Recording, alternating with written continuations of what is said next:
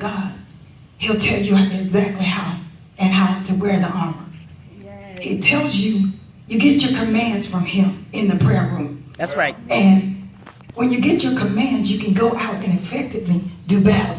Because just like in the military, never been in, but I've been around all my life. You have a commander-in-chief, and everybody under that commander-in-chief, they have to go to him, and they have to get their direct orders. If they don't go to him and they don't know what to do, then they're going to fail in their battle.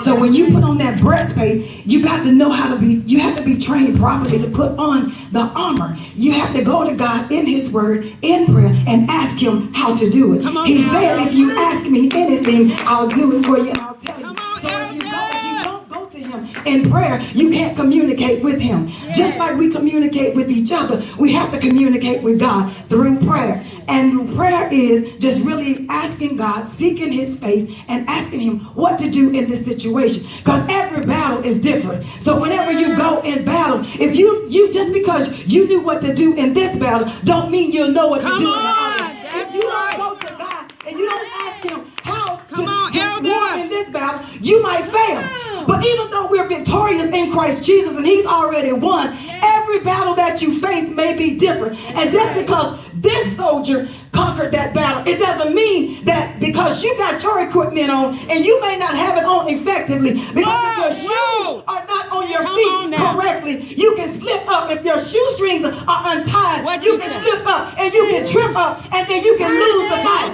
But if you go to God in prayer, you ask him, okay, God, okay, I know I went through that battle. Okay, it took a lot more faith in that battle.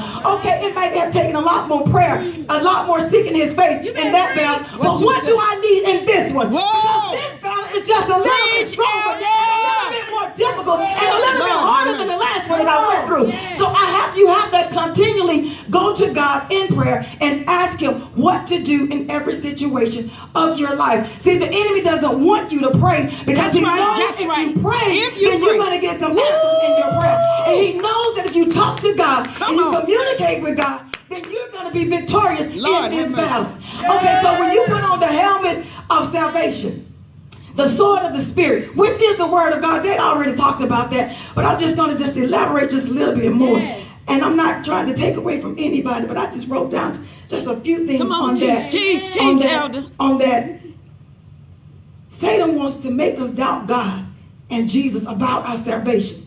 The sword of the Spirit, which is the word of God.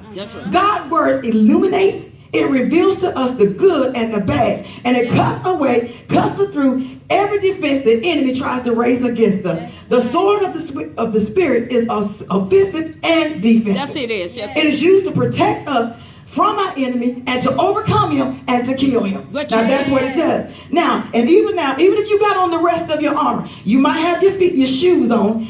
Like Elder Elect was saying, you step on, if you don't have it on properly, just say your shoes are worn out and you got a hole in it. You know, sometimes how the rocks can get up in the shoes and they're very uncomfortable just because you got that. But if you don't have the sword of the Spirit, then you can't be effective in the battle. You'll be limited. And if you don't have enough prayer in you, you're not going to have enough strength to fight in the battle. So you need prayer and communication, the word of God, the sword of the Spirit, the breastplate, the helmet. It protects your mind because the enemy comes in your mind. And once he comes to your mind, he fills it with doubt, fear, unbelief, whatever he can to get you off track, to get you unfocused on what it is that you're facing. But I'm telling you, you got to wear the armor every day. You cannot, a soldier does not go out every day without his equipment on. That's right. Every day he's dressed for battle. Whether you see his arm or not, he is dressed every day. Because at a moment, in a blink of any time, they can be they can have an alert to go to war. They have to be ready every day. So you have to wear your armor every day. Even at sleep, a soldier is never off duty. Remember that. So when you're laying in your bed at night, remember you're never off duty because the enemy comes to steal, kill, and destroy you. He does not care how he do it. He does not care how he do it. So you have to be equipped with every part, every piece of this armor. If God did not mean for us to wear it, he would not have put it in his word. I promise you. So it is a reason for us to wear it. Every piece of the armor. And you have to pray. Stay alert. That means stay aware. Always be on your guard against the enemy and his tricks. Stay prayerful, stay prayed up, stay word up, and keep your armor on.